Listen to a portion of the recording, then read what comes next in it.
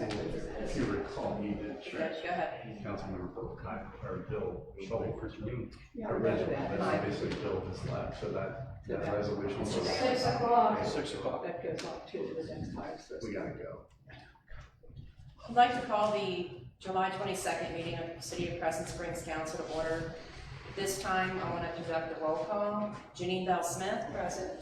Mark Wertenberger. Here. Brian Barclay. Here. Carol McGowan. Here. Don Kiley. Here.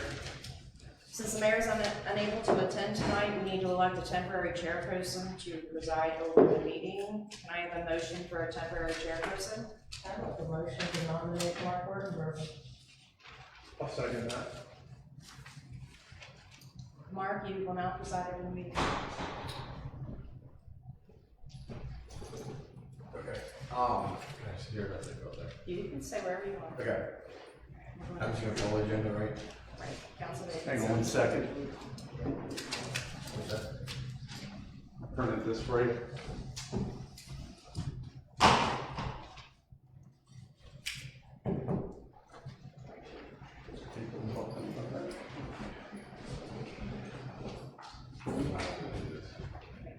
Okay. All right.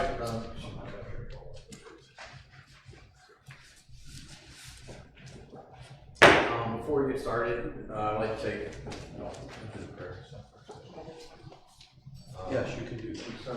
Okay, yeah, I'll start with the pledge.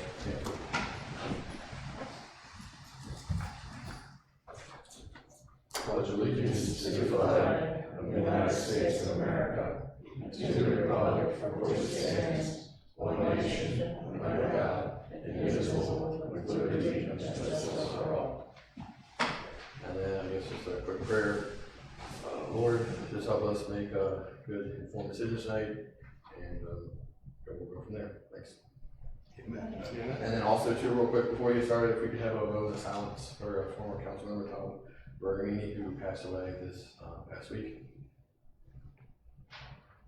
And thank you for all his efforts in past councils. So we can get started. First on the agenda is council vacancy. There have been a few interested parties that would like to fill this vacancy. How do we start exactly? Yes. Just call each other up to. Yes, how do we resolve the other issue about the other issues? No, it's not. Okay. So who do I? Two. Mr. Foltz. How many people here are interested in the council position? Four of you, I count right? Okay.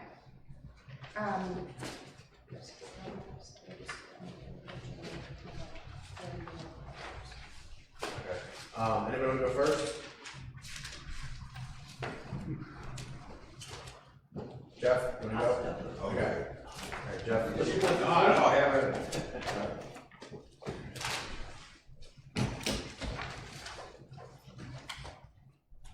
Good afternoon, Council, Vice Mayor. So, you just looking for some background, or what do you? Oh yeah, just a quick background on why you're interested. And, Okay. why you get involved. Okay, my name's Jeff Smith. I live in Crescent Springs, of course. I live over on Harris Avenue. Been a resident here for about 35 years plus.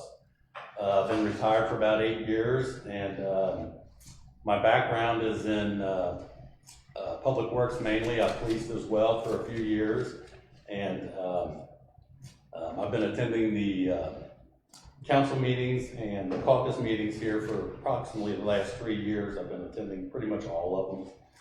So I'm kind of up to date on all the issues that you all have been coming up against.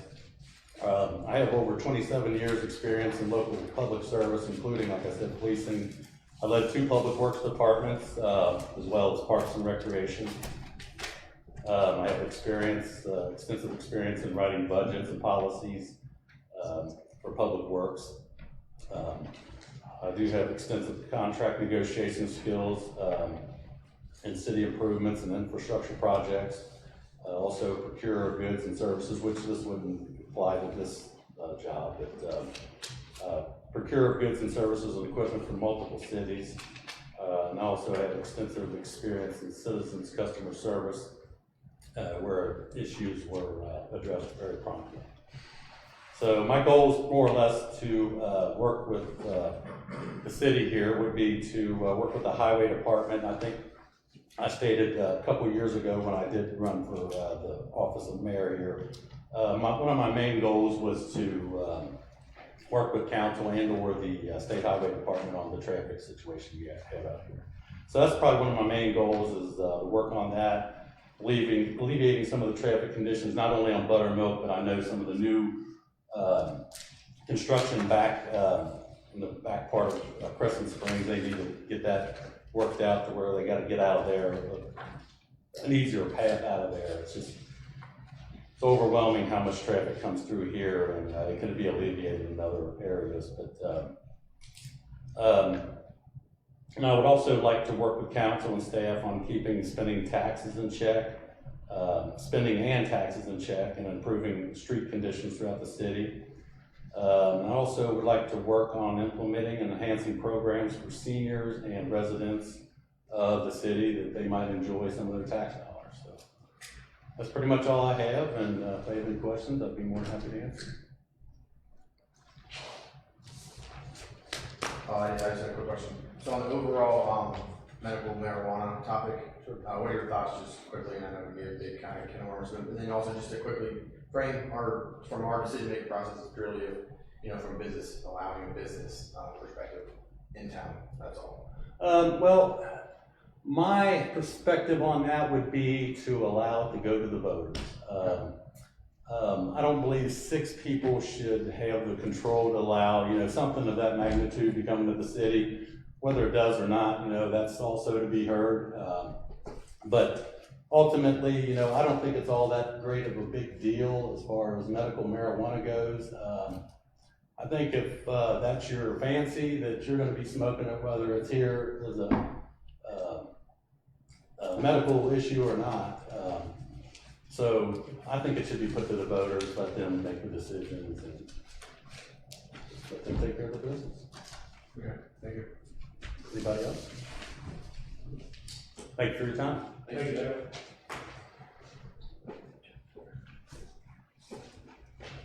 Michael, you want to go next? Yep, thank you.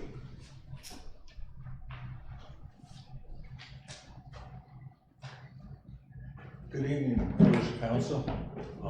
I'm Michael Falk, and I really don't have a whole lot to say. I'm not a politician. I retired attorney, and pretty much spend my time doing pro bono and volunteer work, which I submitted on a short application or whatever. Really, the only thing I didn't add to that was I tend to be a finance and numbers type of person, and I enjoy doing that, and I think I can maybe bring some budgetary thoughts to the council. Other than that, if anyone has any questions. Mr. Falk, have you gotten your certificate? I'm sorry? Have you gotten your certificate of occupancy for your home? No, I have not. Apparently that is a question. I feel like there's a book, The Man Without a Country. When I did a cross-country move once when I was quite younger, Milwaukee to San Francisco, and I had to drive, and it took me a while, and I had 2 houses. And I'm like, I don't know where I live. I used to live here, but now I live here, but I'm not there yet. I do not have my occupancy permit. They keep telling me any day now. And that's, some of my stuff is over there. The real big one that I'm waiting on is they had to create the address. They split that lot, and I bought the half that was being sold, they kept the house on the smaller portion, and I had to get a new address, and eventually you found me so I could pay my taxes, but I'm still waiting on them to put up my mailbox so that I can change my voter registration and change my mail and all of that kind of stuff. Real honestly, and maybe Mr. Baker could help me out here, I didn't study it. I don't know if I'm an official resident or not. I feel like one. And as far as I'm concerned, I live in Crescent Springs now, but technically, I don't have an answer. You raise a very good question, sir. One that has been subject to some review, including this afternoon. The statute for one to be eligible to be elected, and this is not a general election, obviously, is that you have to be a resident for 1 year, where you're nowhere close to that, obviously. Not even close. I can sit down. And I had discussion with an attorney in what we call the Kentucky League of Cities, which is a group to help assist I'm familiar cities. with them. Okay, and I spoke with one of their counsel today, and the question of whether you can fill the vacancy because this is not a general election, I will tell you is unsettled from our discussion. And I would urge, without I leave it being up there. prejudicial, I would urge council to be cautious, so. Yeah. And I leave it up to everyone. I did not know. I didn't really think about it when I sent in a little note. However, when you get your certificate of occupancy, I'm sure the mayor would love to have you volunteer to be on a board. I understand. Thank you very much. Any other questions? Thank you. Welcome.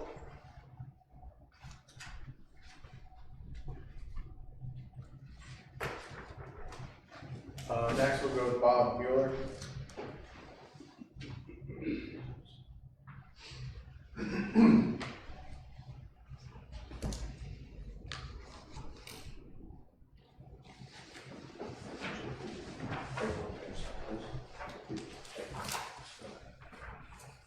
Good evening, presiding member, members of council, city staff, ladies and gentlemen. What I'm sending around is something I've shared with some of you already. Just a profile sheet on my background. Thank you for the opportunity to return to council. This should be my 4th term. I'm a lifelong Northern Kentucky resident, born and raised here. Lived in the city of Crescent Springs for over 40 years. We'll be married 45 years in October, 2 children, 1 granddaughter. Graduate of Thunder Latin School, Northern, and have an MBA from Xavier. I worked at the Kenton County Police Department for 14 years. Retired as a detective with the DEA Task Force. I was a trainer, field training officer. I worked for Procter & Gamble for 27 years. In middle and upper middle management. I've had assignments in HR, finance, accounting, global internal audit, and lastly, global purchases, negotiating multi-million-dollar contracts. Managed teams of managers and hourly employees, a trainer and mentor at P&G as well as at Xavier. I retired from P&G and went to St. as director of procurement. Stayed there for a year and managed a team of managers and hourly employees, sourcing for the healthcare system across Northern Kentucky. I've been a realtor since 1991. Currently employed with Simpson Klein in Florence, and I'm on the Kentucky Board of Realtors, Kentucky Association of Realtors, Economic Development Committee. As I said, I previously served 3 terms on City Council. During that time, I was chair of the Economic Development Committee at one time, on the Economic Development Committee the rest of that period. Definitely a member of the Crescent Springs Hill Safety Committee, and when we put the police services contract out for bid, how many years ago that was, led that RFP and helped negotiate that agreement with Deltos. When it comes to serving on council, I mean, I'm really pretty simple. I'm after a safe, livable community that's welcoming to all. Definite financial stewardship. The mayor has asked, regardless of how this evening turns out, if I would serve on the finance committee. I've said that's fine. So, I think that's plays right into that idea of financial stewardship. I believe in the highest ethical standards. I do believe we lead from the front as elected officials. And last, I believe in business retention and attraction. I really believe that the businesses that have been here and recently come here are just as important as any that we would attract. So I have a strong belief in maintaining relationships with our current professional organization, and then it's also attracting others. So that's essentially me. That's about all I have to say. We'd certainly appreciate your support. Again, appreciate the opportunity to return to council. Any questions? I have just a medical marijuana question too. Same thing. I'm with Jeff. I mean, it's like, I don't consider myself the kind of person that should make that sort of a decision of that magnitude. I would put it to the vote. I think we'll all learn together. And much like, you know, as I've read all across the country, ever since this started creeping into local legislation, cities and counties and states, you know, tend to learn as they go, and things get better as they go. The regulations get tightened up, the business begins to operate more efficiently. And you identify all the risks and hazards that are in there that you can't see today. So I feel like that's at least a procedural way to go forward, prudent at the same time as practical. Thank you. And sorry, the gentleman in the back. Just put their hand. Hello, everyone. My name is Steve Wilcoxon. I live at 2499 Sierra Drive. Relocated here from Anderson Township across the river in November of 2022. Relocated here because my son is attending Dixie High School, and we wanted to be closer to him for his final high school years. And I gotta say, since we moved here, we've really come to enjoy it and really plan to stay here for the long term. So kind of where I'm at is, you know, obviously when you move into a neighborhood and you buy a house, you're making an investment, and you're choosing where you're gonna put your kids through school, the neighborhood that they're gonna grow up in, and all that. So naturally, I ask questions, and I've bothered Brian probably quite a few nights asking questions about things that are going on. But I'm a firm believer that the best way to have an impact is not just by asking questions, but to jump in and get involved. And so that's kind of why I'm here. As far as background, I have a remodeling background. I've owned an LLC for the last 10 years. But for 2 of the last 3 years, I was actually in car sales. So with the LLC and the car sales, I would like to say I'm also a pretty decent negotiator. With that, I did do some time out of high school in the Sycamore Township Maintenance Department. So I saw a little bit on the maintenance side of things.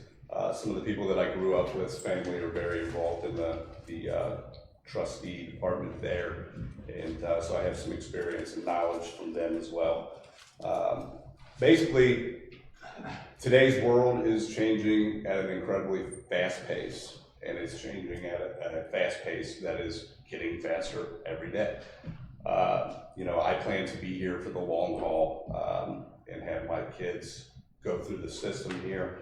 And with that, you know, not only do I have interest in what's going on, but I think I have a lot to offer. And so I would open it up at that point for any questions.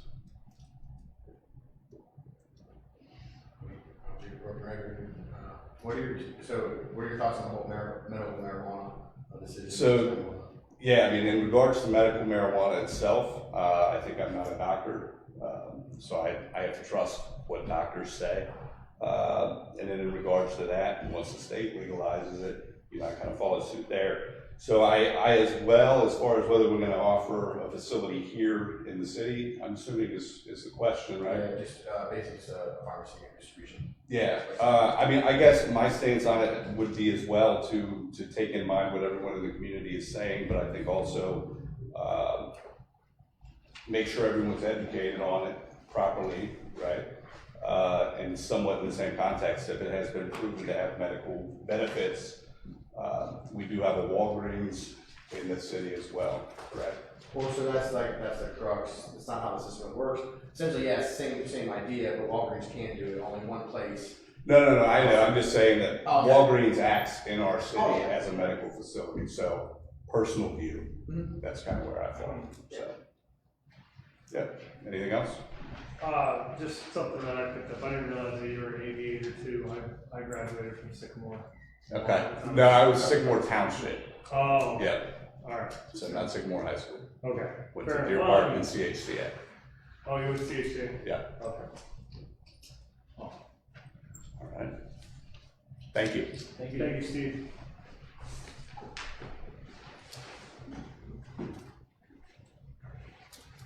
Anyone else?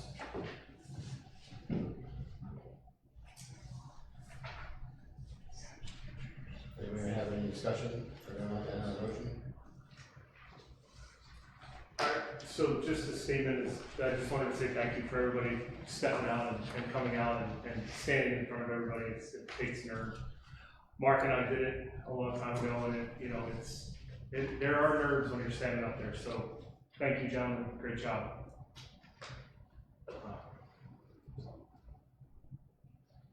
Is this for open discussion? About something? No. This would be for council to decide. Oh. Yeah, I think so, council or somebody. Can I speak? Later on, you can. Pardon me? Later on the agenda, there's room for Okay. citizens' comments. All right, thank you. So I'll make a motion to appoint Steve. And my thoughts behind that are that it's fresh. My conversations with Steve have been, we've been on opposite sides of many conversations. It's always been respectful, it's always been civil, and it's always been well received. Something that we could use. And so I'll make a motion. I'll second it. Janine Bell Smith. I would like to see Bob Mueller. We This is have both a, for- I know that, but so I guess my answer is no. Mark Nothing Wertenberger, against Steve. Yes. Brian Barclay, Yes. Carol McGowan, Yes. Don Kiley. No. Motion passes 3-2.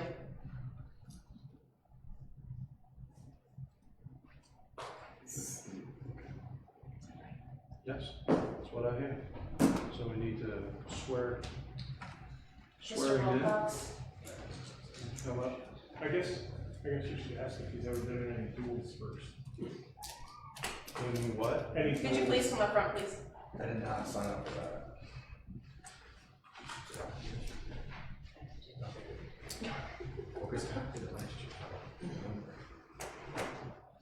Basically, I'm gonna give you the oath of office. Okay. So I'll start reading it and then you can just repeat after me. I'll try to do it short so we can remember what it is. Okay.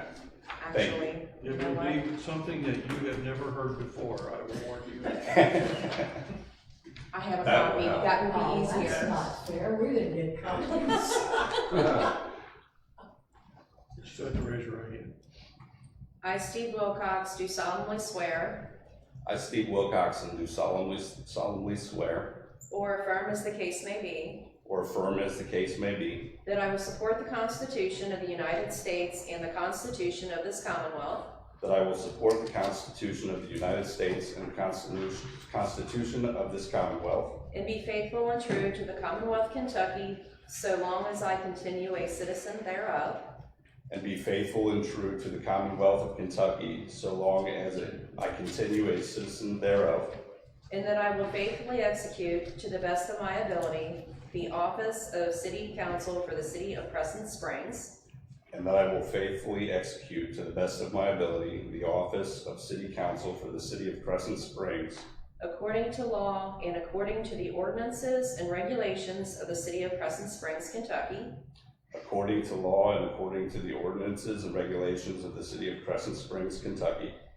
and I do further solemnly swear or affirm that, And I do further solemnly swear or affirm that, since the adoption of the present Constitution, since the adoption of the present Constitution, I, being a citizen of this state, I, being a citizen of this state, have not fought a duel with deadly weapons within this state, nor out of it, have not fought a duel with deadly weapons within this state nor out of it, nor have I sent or accepted a challenge to fight a duel with deadly weapons, nor have I sent or accepted a challenge to fight a duel with deadly weapons, nor have I acted as a second in carrying a challenge, nor have I acted as a second in carrying a challenge, nor aided or assisted any person thus offending, so help me God. nor aided or assisted any person thus offending, so help me God. Okay. Congratulations. Thank you. You can take a seat over here.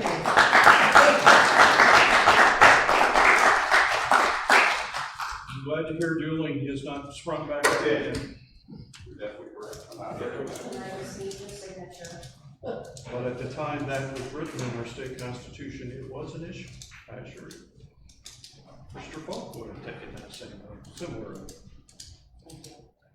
as I did.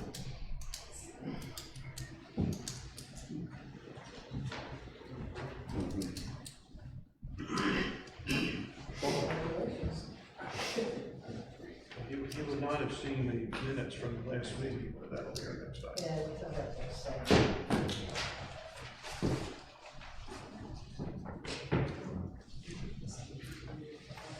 Okay, next on the agenda is approval of minutes from last month's meeting on June 24th. Does anybody have any comments on the minutes?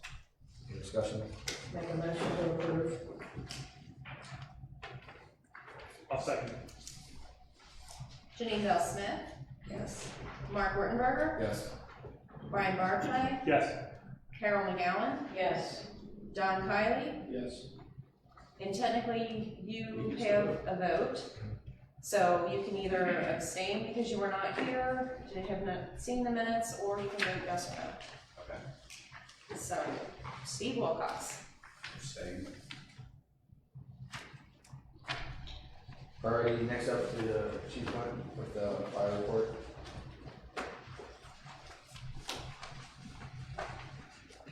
Good evening. I'll be very, very brief. 53 fire responses for June, 284 year to date, 106 ambulance calls, 592 year to date.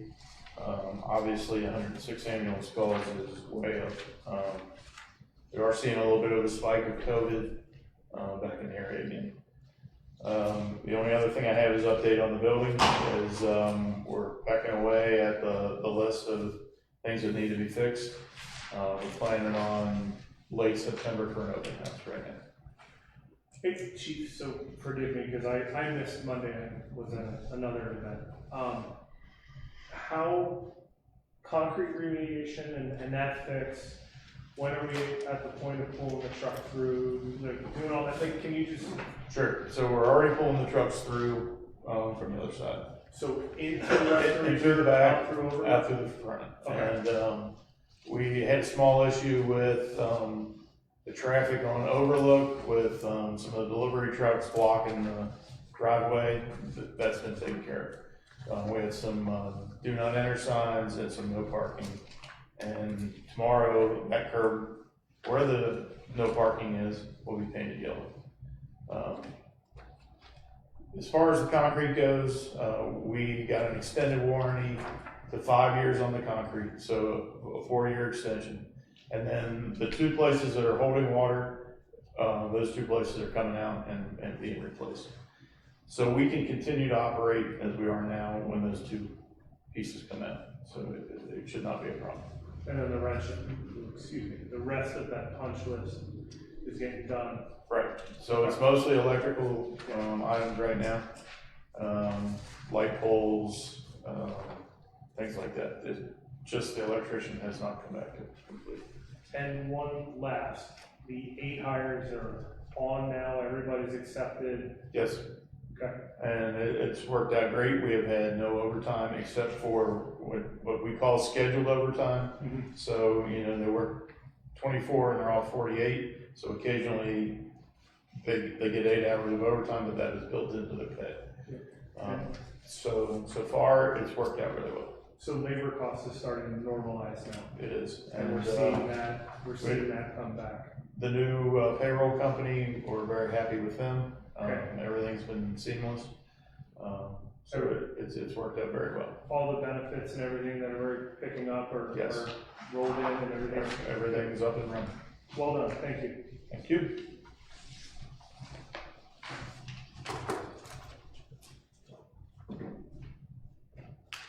Next up is, police board, Chief Ball. Just let Pro Tem Mayor take over. Yeah. First off, congratulations, Mr. Wilcox, to be appointed, sir. June statistics for the police department, we had 1,321 calls for service. In the monthly that you'll start to get as well is a comparison to surrounding cities of us for calls for service as well, sir. All calls, these are all including self-initiated, 55% were in Villa Hills and 45% were in Crescent Springs. When you extract all the self-initiated calls, we were 58% in Villa Hills and 42% in Crescent Springs. The two major call columns that were the major differences were alarm drops and fire assist. Alarm drops, there were 27 in Villa Hills for the month of June, and there were 2 in Crescent Springs, and fire assist, there were 52 in Villa Hills and 20 in Crescent Springs. So when there's about 76 different calls for service, that breaks down the percentage. That's the two main categories behind that. We had 16 crimes, 20 traffic collisions, issued 43 citations, 4 warnings, 4 e-call responses or incident reports, 4 JC3s, which are also domestic reports, and 2 crisis intervention reports. Nothing new here from each month. Our major collisions and are along Buttermilk Pike, our major thoroughfare, and I-75, and a smattering across Villa Hills as well between Valley Trails and River Road, Brawler Crest Spring Road, Amsterdam and Radio. So, but again, Buttermilk Pike, major thoroughfare, where we have the most traffic, where we have the most crashes. Detective Lucas, again, busy this past month. He was able to close out a couple different cases. All of our stolen vehicles have been recovered. We were able to assist Boone County with charging a suspect in those crimes. So we're able to close those with charges. The one case down at the bottom here, which is a rape first case from 2021, is now actually being reviewed by the Commonwealth, looking at all the previous data and body cam footage and all reports and everything like that. So they are taking that up. A couple of the other cases that Detective Lucas is working, he's issued or summons or warrants are being issued out for the suspects in this case. So excellent job to him for all of his hard work. He did not have any arsons to assist with Kenton County Arson Task Force for the month. In our department training, we focus on evidence collection and sexual assault kits, which is covered under Chapter 27.1 in our policies and procedures. There were 8 hours of canine training.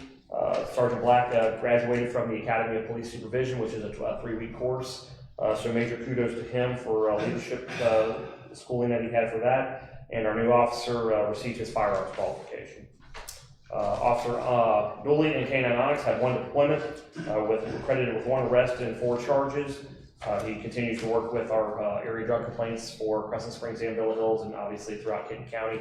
But any of our narcotics complaints go directly to him that are involving Villa Hills and Crescent Springs, and he's working those feverishly. We had 38 and a half hours of overtime. 8 of those hours were in court, 3 for investigations. The major number there is 23 hours of shift coverage, and that is due to us being down 2 officers currently. The other was 2.5 hours and an assault first or staffing that we responded to as well at Crescent Springs. Just some department news. This will be a little summary, a couple things.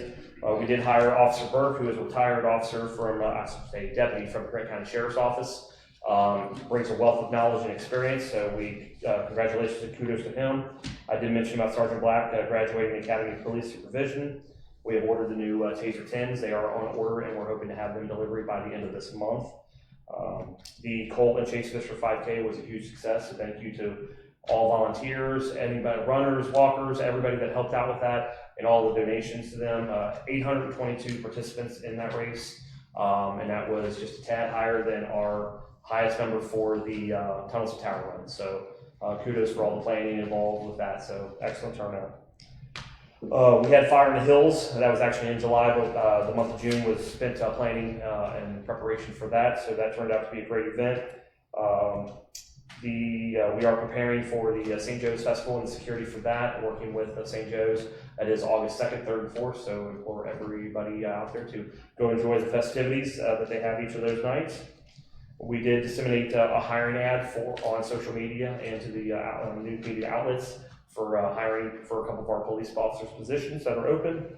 The last thing that we did is posted the open sergeant's position within the department. So we will have a testing date here in the near future. I've placed the order for the sergeant's test, the first line supervisor test, and once those come in, we'll disseminate the study guides, and the officers will have ample time to study for the test and start the process on commercial.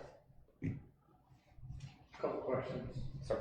So, down 2 officers? Correct. Now you've hired 1? Correct. We were down 3. We Down hired 3, now you're down 2. So then promotion up to sergeant, which then you'll need to backfill. We still will be down 2 officers, so it's filling within the department, so it's not, we're not losing another position. It's an open vacancy as it is, so we don't lose that person for answering calls for service or anything like that. It's just, we'll still need to hire 2. 30 hours being down 2 people is actually pretty impressive. 23 hours. 30 total. Yeah, so doing the best we can Is with that that. construction slowing you guys down getting out of there? Not really. I mean, ultimately, yes, I will tell you that. We've been able to navigate it as best as possible. The quicker way is obviously going up Timberline and coming around. It's made it for a little bit of a challenge, but it really hasn't slowed us down. Is if we do drive fast when we need to drive fast with lights and sirens on, obviously.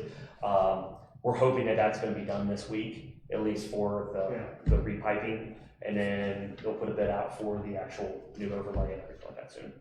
And then has there been any research or kicking around between the safety committee and you guys about helmets for scooters? You brought it up last month. I can let Ms. McGowan talk a little bit on that. We kind of discussed it a little bit, but I don't think it didn't gain any traction, at least in my opinion, as far as regulating helmets for scooters. So I think it kind of opens up a can of worms, because then is it just scooters? Is it bicycles? Where does it stop with that? So I think it's been pushed back to be more of a parenting issue. As far as I did obviously Mr. Cowley as well, and safety committee, I apologize, sir. I did not mean to shade. I looked over here, and that's my fault. But I don't think we had any recommendation to actually push forward any kind of ordinance for that. Okay. They have to follow regular traffic law. They do have to follow regular traffic. You had somebody that was speeding on a bicycle. I did, and I was actually in our back parking lot. I was backing out back section of my car, and he went down the hill. We have one of those signs posted up, and he was walking the bike up the hill, and he yells out to me, he goes, 23. I was like, 23 what? He goes, 23 miles an hour. I went, okay. He goes, oh, that's how fast I went down that hill. I said, shoot, you want a citation for 3 miles an hour over? Is that what you're telling me? He goes, not on a bike? I said, absolutely on a bike. So I use that as an educational tool at that point. Of course, I did not write a citation for a bicycle going 3 over. I want to make that very clear. But it is one of those that they are required to follow the traffic laws, just as much. And I just want to reiterate, like, my campaign or my thought on this was not to hit a kid with a $15 ticket or anything like that. It's to reward good behavior. Hey, you see it, here's a, like when Villa Hills did their thing, he gave my kid a giant sticker. Mm-hmm. And I mean, he loved it. Right. I mean, he hasn't done anything with it, but he really likes looking at it. But, you know, like, just something like that. Hey, you're doing the right thing. Thank you for doing the right thing. Because, you know. And I have encouraged our officers, obviously, if they see good behavior and good action on that, roll down the window, get out, talk with them and everything like that. Just say, hey, great job and everything like that. And we have stickers to give and little mementos and things like that to give. Yeah, and that's a good interaction between police and citizens. I'd love to see more of that as available. I mean, being down 2 officers, you obviously can't. You only have so much. We still visit almost every single lemonade stand out there. So I make it a point to absolutely visit absolutely every single one of them. So things like that we try to create any positive community outreach that we can. Yeah, it's not my intention to take out a 12-year-old. Absolutely. Has there been any movement for financing for another dog? So we are planning on replacing Onyx at some point here within the very near future. Commonwealth Attorney Sanders is offering to purchase a canine for us and other cities as well. Well, there's some cities got it. I don't know if we've already been approved by Mr. Sanders. Mr. Sanders will, obviously, he's made mention that he wants to, with the medical cannabis coming along, a lot of these canines that are out there currently are imprinted on marijuana. Now, the dog, as we've talked about before, does not discern the difference between marijuana, cocaine, methamphetamines. Whatever he's imprinted on, he's detecting a narcotic. So if he's going to hit on a car, he's not hitting on, well, oh, it's just marijuana, oh, it should, but if that car and that vehicle has medical marijuana in it, which is January 1st, 2025, legal under certain parameters, then the question becomes, is case law, what's gonna happen if that dog hits and now is it fruit of the poisonous tree? You know, is that evidence that sees beyond that, is that admissible in court? So we're trying to work these out. Cause to search the car, you will have a delicate.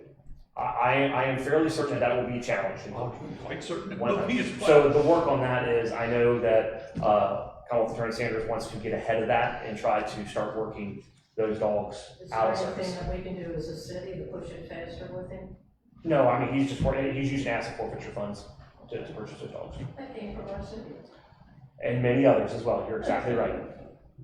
When you say as soon as, or sooner than later, I forget your exact words, what are you? For Onyx? Yeah, we got 3 months, 6 months, a year, tomorrow. So it's really hard to depend on Onyx. I would almost, and I would say within the next year and a half. Okay. Because Onyx is 7.5 years old. He could work till he's 10, he could be done tomorrow. It's kind of hard to say at this point. And then when he retires with his hand, right? My recommendation will be to the councils that Officer Dooley takes him and he can reside in his home. Yes. That's awesome. Thanks, Chief. Anything else? Thank you, Matt. Thank you. Thanks, Chief. Next is Public Works. Tanya, Director Miller could not be here. She does apologize. She did have a report in the council packet on Friday. She had a family matter that did come up. However, if you get a chance to review her report, and you have any questions or anything, feel free to call her or email her or stop in and see her. Do we get any updates on the park equipment? I'm sorry. The park equipment? Is there any updates on No, that? we haven't heard anything. I thought I saw that the accounts hit, or the funds hit the account. Is that correct? No. Okay. You are, okay, here, I'm sorry. Oh, that's the Christopher Reeve. We did get the Christopher That's the Reeve big one. equipment. Yep, Yes, that's really good. Yes, That's my mistake. I merged the two together. well, it is, well, I left It's it out. one, yeah, It's yeah. the playground equipment, we We're didn't get, missing the big check. yes. Okay. And therefore, the installation hasn't occurred. When will the playground be finished? Because I have a lot of neighbors and residents that are asking me about it. We are still waiting for the state to let us know if we can proceed or not. We can't start any work on it until they give us the okay, or we will not get the money. I thought we had already funded that last year in the 2023, 2024 We budget. did. And now we moved it over to the 2024, 2025 budget. Correct, because we have to match the grant. The funds. We had basically passed it without the grant, not knowing we would get it, but we did get the grant, that's a good thing. Right, And I believe we got 245,000, that was there that day. And then we also got another, additional grant for, what, about 25,000? correct. That was for the what, the playground? For it's a piece of equipment, a glider. The glider, okay. Because I refer to it as the box of rocks, I went over there, where did all those concrete boxes or rocks come from into that one area of the playground? They're being removed and cleaned up. That's not part of the playground. Yeah, I know, but I mean, where did it come from when you're working on the street, which is right across? No, it was donated to us for use in the city. So what are you gonna do with it? We put it on some gravel areas. You're gonna break it up into small pieces then? She's talking about gravel, correct? Yes, yes. I think it has a lot of dirt in it, so it looks clumpier, but it is gravel. I took some pictures of it, I was just curious about what we were going to do with it, but where did you get this from? Duke Energy was nice enough Duke? to offer it to the mayors in Northern Kentucky for anyone that needed that kind of potential road surfacing. We do have, an area in our city that we do utilize that for the road. So that's what we're going to do. Obviously, it needs to be cleaned up a little bit, but it was free, so. So I guess what's the timeline then? We probably won't see this park finished until next year. It's a possibility, yes. I mean, that's what it sounds like in the condition it's in now. Well, the Public Works Department has prepared the surface, so they are almost complete. I see part of it done. Right, they're almost completed with that section of it, so that, and the goal is to have that fully prepared, so that when we do get the go-ahead, we can get the equipment in here and they can install it right away. We won't have to wait. Well, whom do we call downstate to get the process going and start? Who is this? It's not, Do we give it's a name? they have to wait for the National Park Service to make the The decision. National Park Service is Correct. doing that. Who's in charge of the National Park Service in the state of That I Kentucky? don't, Frankfurt. that I don't Can know. we find out who that is? Because I will give them a call. Can you help me with that?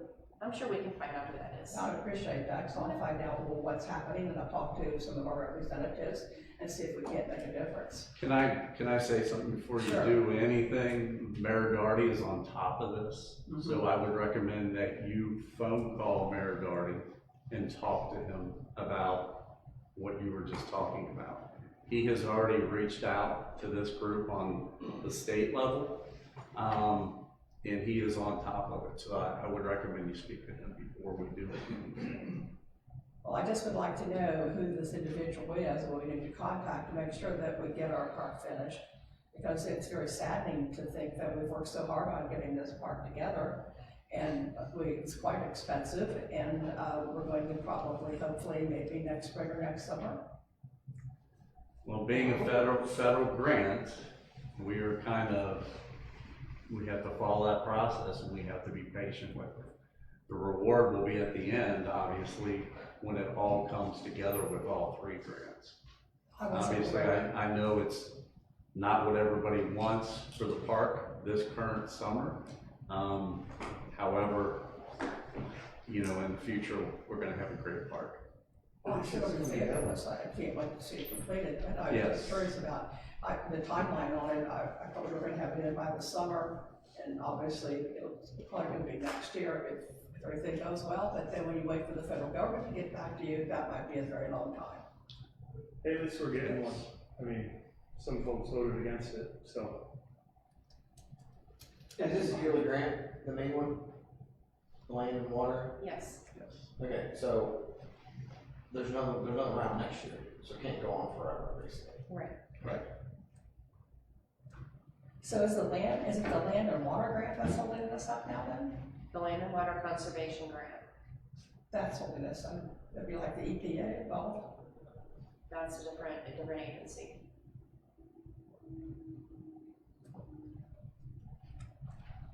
Thank you.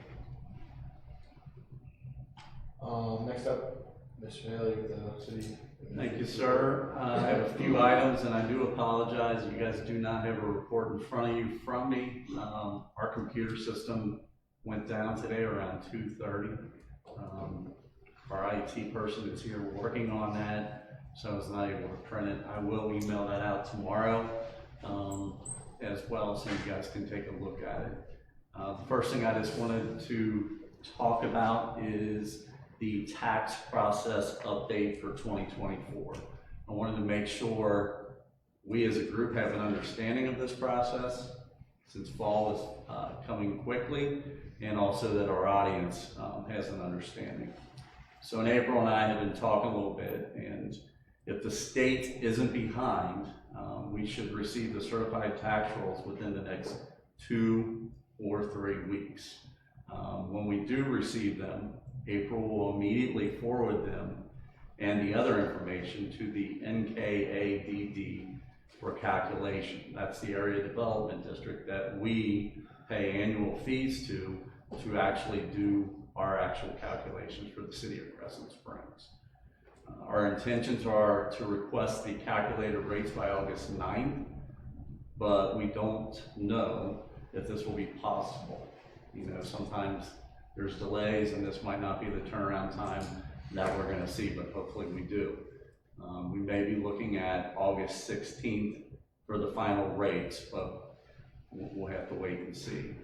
So everybody understands with this, the state sends the tax rolls to the PVA here locally, and then they forward them to April, and then April forwards them to the area development district. That's how this whole process works. This is who we work with.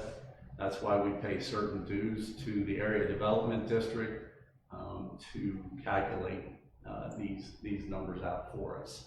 And once we receive these numbers, obviously April will then share that information with this group here.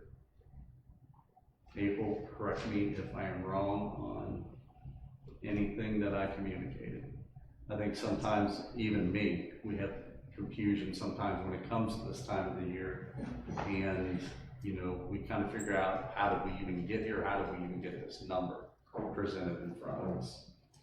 So what's the tentative date for the public hearing and then voting on the rate? And all Yeah, so that? maybe let me just kind of refresh what happened last year. So by the Yeah. August council meeting, we should have numbers to talk about. Is that what we're saying? If everything goes according to plan. Correct. So August is the first time to talk about it, and then is there a special meeting that we need after that in order to do first reading? Or is it- Public hearing. Well, we'll have a public hearing, but it depends on, the public hearing depends on what council wants to do with the rate. Okay. I thought the public hearing came last year. I thought the public hearing came before any other discussion. Or It has to be done, the public hearing has to be done before the second reading. before the second, so we read the first time, talked about it, public hearing the second time, then final vote. That was the way we did it last year? I believe so. Okay. And then, so it would be August meeting, first reading, then September meeting, public hearing, then immediately following into the council meeting. Correct. Okay, thank you. Any other questions on that? Do you see the tax rate increasing? I cannot give you an answer on that. We don't, until we see what the rate, how the rates come up, we can't offer anything. And then that basically reflects on the PVAs, when the cost of your home is increased. Right, the rate will change this year more so than any other years because of that reevaluation. And I know a lot of people have been doing work like in other cities, about the rate of their tax, property tax. Well, how about this, right? If the base goes up and the compensating rate, that's what you're describing? I know about the compensating rate, I'm asking just what the basic increase in the rate's going to be, and obviously, as April said, we don't know yet. Yeah. But if the base goes up, the compensating rate has to go down, right? Correct. So I would Well, think. the I compensating know rate- that it's all in the numbers, and that's what I'm trying to get around right now, to get some information about. Keep it with me, I appreciate it. We just, we don't, until we have the You rates, don't I have any information. don't have any information. Yeah, I'm just saying from a math perspective, if the base is going up, then your compensating rate has to go down, that's all. And we can only go 4% above what the compensating rate is. Correct. So, do we have a ballpark idea of how many houses are coming online from the 2023 year? Because I know it's probably 20 or 30. Unless you know somebody in the new phases with the amortization schedule, nope, I don't, it was in there, it was in mine, like I knew the schedule of everybody phase 1, 2, 3, but not 4, 5, and 6 into this. Well, I mean, I'm thinking, yeah. I'm just saying, that would be, that's all there, right? I mean, there's some of those condos, I guess, up front, but whatever that's called. Oh, the hills? Apartments, yeah. The hills of Crescent Springs. Yeah. Yeah, they have, Yeah. I think. Just curious, I mean, because I mean, if we bring 20 houses on at $500,000 a piece, I mean, the base goes up even Oh, more. I think the revaluation is gonna be more than, like. Yeah, no. It's gonna be more of a needle mover than the 15 houses, or whatever it was. Okay. I think there's only 80 or 90 total, right?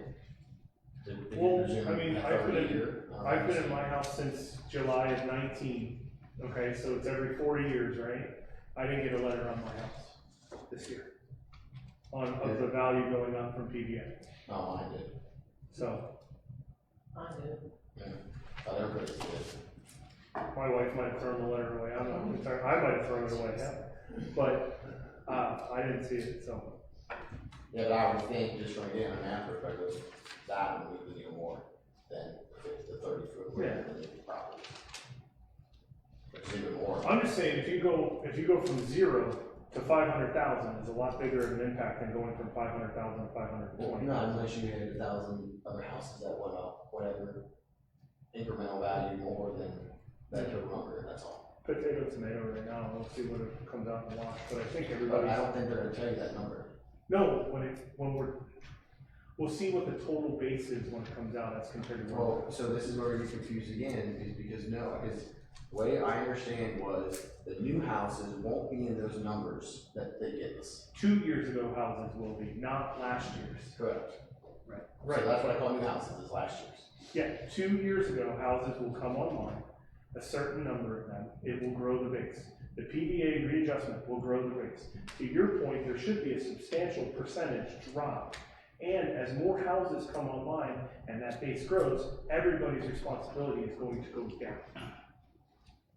Yeah, I'm just making sure that, because there's basically 2 different data sets, so if the bills come out like 2 months later, it's a different data set than what the numbers are coming out next month. So it's just, I'm just trying to make sure we don't get into this confusion again last year, because it is literally apples and oranges back to grapes or whatever. And they make confusion on purpose. My commentary is on 2022 houses, not Yes, 2023. but yes, you're correct, but I'm just trying to further amplify that, and the bills go out in October, now trust me if I'm wrong, the 23 houses will be built. They will get billed. Yeah, so it'll get to be But it's not going to. then what the numbers are gonna hit, that's all. Okay, you disconnected the last one. Thank you. Yes. Yeah, because you're not increasing the base, but you're increasing Even the by, number of responsibilities. so basically, if you take a compensating rate and there's no new houses, there's not gonna be a tax increase. But if there's new houses in your system or in that year leg, you're gonna have a tax increase based purely on those new houses, that tiny subset. Yep. Track. Second item, I just wanted to update this group that Legacy is finalizing their agreement with Duke Energy, and construction should start by the end of the summer for the project off of Woodville Drive, which is right across from where the fire department is, along Western Reserve Road there. So like 5 buildings, Yes, 20 units, right? yes, yes. Third item, the above ground retention pond behind Panera. I did send out some pictures recently to this group, kind of showed where we were at. Director Miller talked to Darren Martin with SD1, along with the facilities maintenance manager for Panera. Some of the work has been held off recently just because of some of the rain we have had. The plan is to take out all the muck and fill it back in with fresh topsoil with the right slope to hopefully drain it correctly and potentially fix the issue that we had. They will compact the dirt to make sure they have vegetation. As we know, vegetation will help with erosion and filter stormwater before it leaves the pond. Hopefully, weather permitted, this project can get done within the next week or 2. So today, I don't think we had a lot of rain, so I think we kind of dodged a bullet there. So hopefully, they can make some progress this week. Medical cannabis discussion. We all knew this, but recently Governor Beshear did come out supporting federal proposal to ease restrictions on marijuana, obviously to change it to a Schedule 3 with that discussion itself. And lastly, the video production upgrade idea for this room, still a work in progress. We had to send some equipment back. We had to order some other equipment that Jay figured out that we needed. And he just had a new baby, a little one, so he's kind of busy right now with the family. But I think we're making progress in the right direction, hopefully, to get that completed. So with computer systems issues that we have today, I mean, what's the contingency plan if it does fall? It's funny because today my computer area was the first one to have an issue. April did not have an issue, but then we did notice where Amy Beth, our old city clerk, sat up front. that computer went down, and then that phone went down, as well as my phone went down. As well as if it could have an effect in here, I guess there is that possibility. That's something I would have to ask Jag and Chad, and use today's example. They could figure out why it could affect. You didn't lose internet, you just lost functionality. I lost internet. The internet is down in this room. And We're that's- using my phone right now for internet. Okay, and that's, okay. But your internet's, or We're your office. using the hotspot on my phone Okay. for in here. Gotcha. So we would need to make sure we got a hotspot backup. Okay, can you add that to the notes to make sure? Yeah. That Most is definitely. Most definitely. Thanks. That's all I have. If there's any questions, we'll try to answer them for you, and welcome aboard. Thank you. Congratulations. Next up is old business.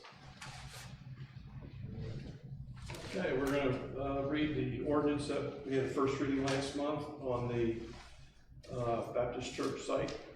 This is ordinance number 2024-4. An ordinance of the City of Crescent Springs, Kentucky approving a map amendment to the zoning code of the City of Crescent Springs that changes the zoning area from R1G, a single-family residential zone, to PO, professional office zone, for an area of approximately 0.89 acres located on the southwest side of Buttermilk Pike between Horton Street to the northwest and Anderson Road to the southeast, approximately 512 feet from Anderson Road and including portions of 627 and 629 Buttermilk Pike.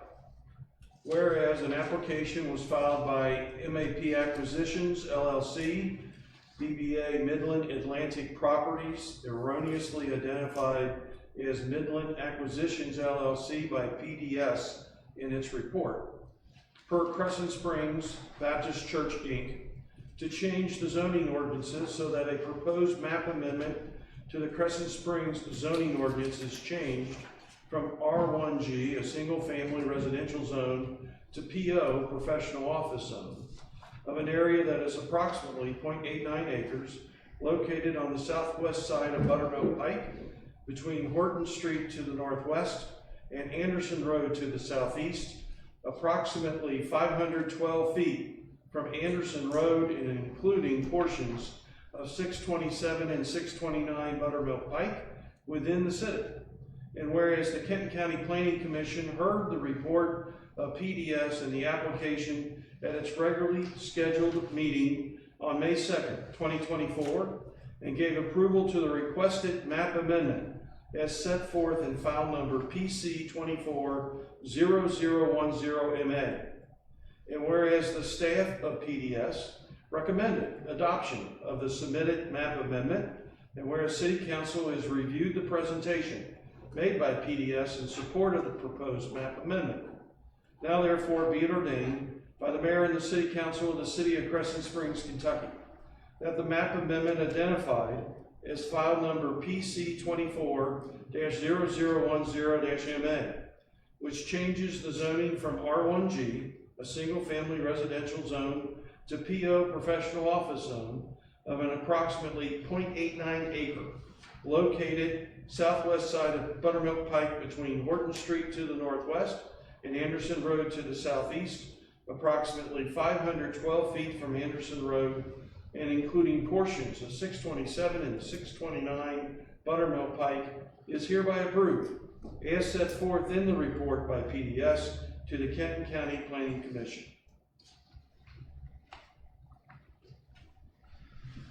You wanna have any discussion on second reading? Yeah, can we, again, just put that, that's exactly what this is. Mr. Riney with Midland Atlantic Property is here. If you would like for him to give the Cliff Note Sure. version. Sure. Well done, Mr. Baker. That was a heck of a read. Congratulations to you, sir. So Crescent Springs Baptist, you all are aware, right down the street. The corner at Horton and Buttermilk is zoned professional office. We are extending the professional, or if we're fortunate enough to have a second reading passed, that professional office would extend south, maybe, if my direction is right, towards the freeway for a financial institution, 4,000 square feet. So the frontage would be professional office. The rear land will maintain as residential. We can't announce the financial institution yet. Hope to in the next 45 days. But that's a recap of the entire church building will come down, and then the 4,000 square foot building will be put at the corner of Buttermilk and Horton Street. So, If I recall correctly from the presentation made at the Planning and Zoning Commission, this area was previously zoned PO, professional office, and for some reason, which I did not know, it was then zoned residential. And now, so it's being asked to revert back to its professional office zone originally. Is that your understanding? yeah, I'm not 100% sure. I know a portion of the property is professional office. Yes. As to the history of it, I'm not 100% sure. But is in line with the rest of the corridor. We did go to Board of Adjustment for 2 variances, and that was unanimously approved as well. So if we're fortunate enough to get approved, we look forward to starting construction.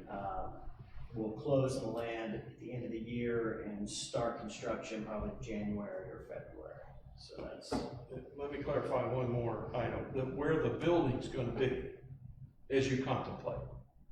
That would all be within this professional office zone. That's correct. The residential zone you spoke of is the back of the lot, which is currently not used anyway, correct? Correct. It's currently parking lot, and it'll be green space when we're done. Thank you. You're welcome. Thank you. Thanks, Clay. Motion to approve. Any discussion or? I make a motion to vote yes on this. Second. Janine Bell Smith, Yes. Mark Wittenberger, Yes. Brian Barclay, Yes. Carol McGowan, Yes. Don Kylie, Yes. Steve Wilcox. Yes. Motion passes. Thank you, guys. Next, no, there's old business, next on the agenda will be any new business, you want to bring up? Good, then we'll, go on into the committee reports. I'll start real quick with the finance committee. The overall, surplus for the year was, kind of right what we were expecting.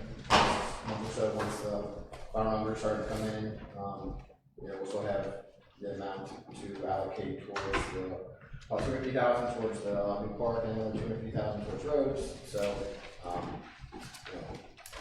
as planned there, I guess. But I also, think we need to start to sort of prioritize from a roads perspective the best we can. And I think we're gonna have, Mr. Day, did Drake Scott get a chance to start the Western Reserve kind of, full-blown study, or however we're classifying it? As far as Old Crescent Springs, yes, that has been assigned to the city engineer, and they are moving forward on that. Is it expected, like, kind of when we could see the results, or? He did not give me that. It's a process, engineering wise. What are we doing in Old Crescent Springs, To do an engineering study to ultimately put together a cost analysis of looking at that area with the roads, the drainage, and the curbing. Yeah, basically it's just a little too complex to kind of ballpark it together. It's not run the mill. Yeah. It would definitely have to be done, obviously, if it were to come to fruition, Yeah, it like happen in 3 multi-year phases. Yeah, yeah. It's not something that's just gonna. What are we getting ourselves into type of a site right now? We don't know. Right now, they have no drainage, they have no curbing, No sidewalks. No no sidewalks. sidewalks. And Sidewalks are not a definite thing anyway. If this were to happen, that's why the engineers had to figure that out. It's an interesting design too, because the roads go into each other and it's one way and it's one way.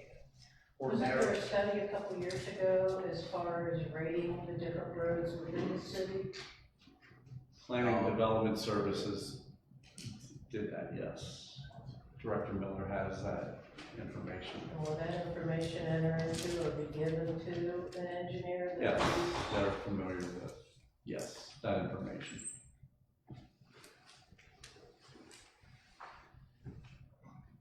Yeah, so other than that, I didn't have much from the finance committee. Any other committee reports? Safety was pretty well covered under, Matt Hall, our chief. Congratulations to you also from the safety committee. They meet once a month, but usually at 3:30. He covered pretty much everything. The things that I'm concerned about is the cost of the dog, and hopefully Mr. Sanders comes through. Because the last dog came by Ben Roethlisberger's. Fire authority chief went covered it, I wasn't present, so I don't have anything to add.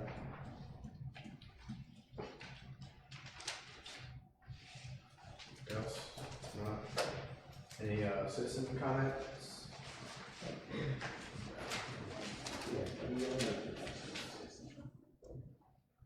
Yeah, I have a couple questions. When did Bill Schultz, I guess I'll address it to you, Mark, since you're running the meeting, and you can call on whoever you want to answer. But when did Bill Schultz submit his resignation for council? Well, my understanding was the end of May sometime. The end of May? Okay, so do you know what the official date was? It was after the council meeting in May. Under the statute, the resignation takes effect at the next regularly scheduled meeting of council, which was the June 24th meeting. Okay, so that's when it is official, correctly? Okay, all right. Just wanted to clarify that. And did you all start the meeting early tonight? Nope. No. It was right on time? Okay, I was a little bit late, I guess. I can watch the video to see how it went. In terms of selecting the person to preside at the meeting.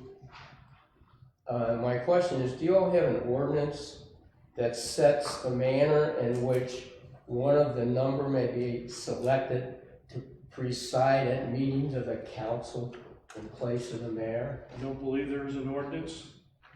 There is a statute that addresses that.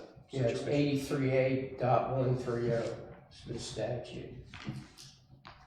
And you don't have an ordinance? is We that do not correct? at this moment. Okay, all right.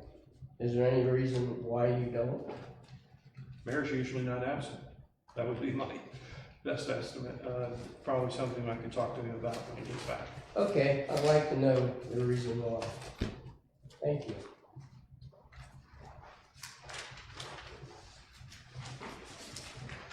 I just have a quick comment regarding the Panera Pond fix up there.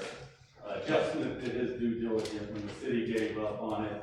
I went down there and spoke with the board of directors for several hours and got that taken care of. So I just wanted to state that. When the city gave up on it, I took care of it.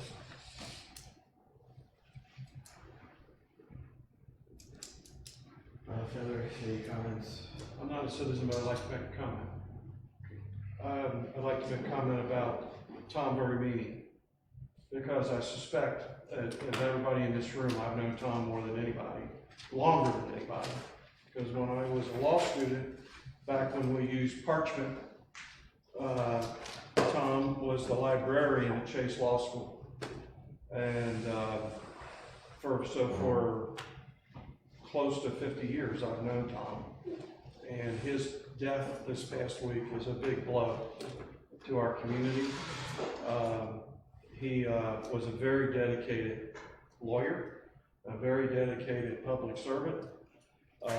He did a wonderful, when I worked with him after becoming city attorney on some zoning issues, like, for example, where the Panera is today, Tom was instrumental in negotiating an agreement with the developer So I appreciated that the mayor comment was made that I read in the link, and I would just like to echo that his death is a huge loss to the city and frankly to my profession, even though he's been retired.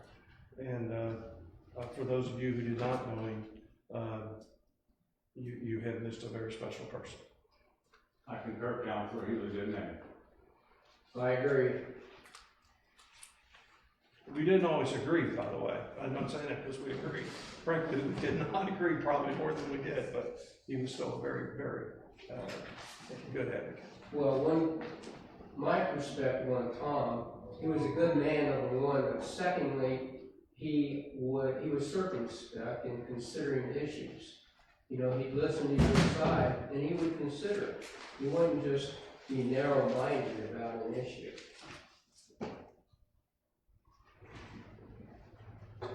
Thank you. Anything else? Motion to adjourn? I make a motion to adjourn. Second. All in favor? All in favor? Aye. Aye. Meeting adjourned.